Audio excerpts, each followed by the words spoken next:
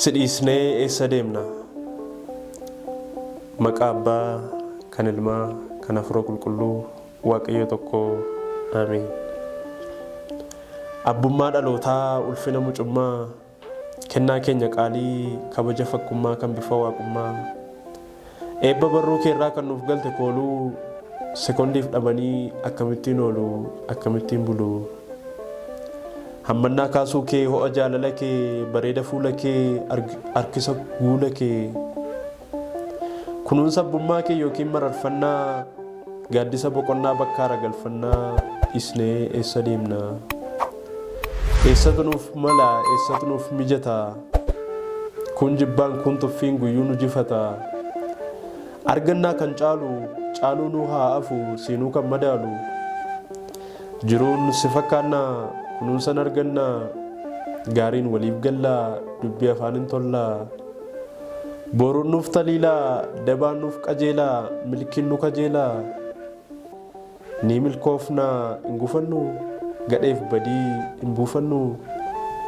Nyaatamnu qofaa deemnee, gooftaa keenya yoo si dhiisne.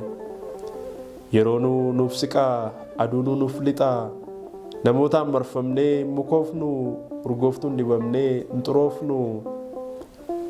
Baanee galuu hin hanqannu, teenyee kufnee hin caccabnu. Eeyyee ni salphanna baay'ee taana. Gooftaa yoo si dhiisne eessa deemna? Hin qabnu hin jiru bakki deemnu, eenyu jira kan abdannu. Yaada firaafaantee kan si ganu yooti gante, dandeettii keen kan dhaadatu yooti kufteef si baqatu. Jira jedhee gara barii sasidheessu halkan waarii. Maaltu jira bakkaaf biyya si'iin ala eessa nuuf wayya? Waa'uu abadan hin deemnu hin fagaannu sirraa, dhugaa soba hin qabne ati jirtaaf jirra. Kennaa keessa tolaa kan kaffaltii malee, si wajjiniin turuun daran nutti tole. Jireenya waan taateef jireenya hin dabarre, jaalala waan taateef si keessatti agarre. Soora barruu keetu hin dhumu nyaatamee, kan si amanetu fayyinaaf laatame.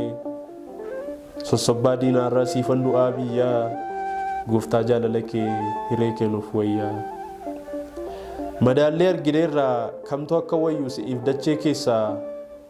Ati dubbatteen gaabbitu hanga jettu geessaa, teessoo aangoo keerraa bara baraaf teessaa. Beela'aa nyaachistaa, mannaa samii buustee, kattaa dadayyaastee. Dhibamaa fayyistaa, fedha keetiin waamtee, siree isaarraa kaastee. Du'aa boollaa kaastaa, reeffa guyyaa afurii, obbolaan dagatee abdiisaa kutate. Hafuuramaa baastaa, isa qalbii hidhee garba isaa godhate. Gooboo diriirsitaa, kan ba'aan ulfaatee gadi qabu dugdaa. Diina qaanessitaa, waraqaa yennoo isaa abiddatti gubdaa. Jaamaa ija bantaa, harkuma keen qabdee fayyina ergitaa. Dhaloota isaa kaasee bakka ijaan qabneef qaroo biqilchita. Raajiidha dinqiidha kan si wajjin jiru isa caalu arga. Abdii isaa gogeetu latee baala baasee aareffamee marga. Gooftaa si dhiisnee na deemnu jiruu sitti barre, nagaa humtuun jeeqnee si biratti agarre. Ulfina qabannee kabajamnee teenye, bakka abjuun hin geenye gargaarsa kee hin geenye. Amma mee osoo kaanee qalbeeffanne, gargaarsa kee malee mee maal milkeeffanne? Achi dhufteen keenya jiruun keenya qaataa, osoo siin hin taane maaluma fakkaataa? Sila hin gurraacha'u, badeen daalacha'u, boollaa gadi hin ta'u. Hin qubnuu naphannu, of dhabneen salphannu. Baanee galan dhabnu, mucucaanneen cabnu, duraa booda hin dhaqnu. Jireenya nagamnu. Dukkana keessatti gucni keenya hin dhaamu, si arguu dadhabnee ijni keenya hin jaamu. Ilaa osoo siin hin taane dursaan keenya muummee, du'aa keenya jira, jiraan keenya dhumee. Dhangalaanee badna, akka cabbii baqna, duraa booda dhaqna. Kanaafuu yaa gooftaa si dhiisnee hin sochoonu, maqaa kee qabneeti baricha kan moonu.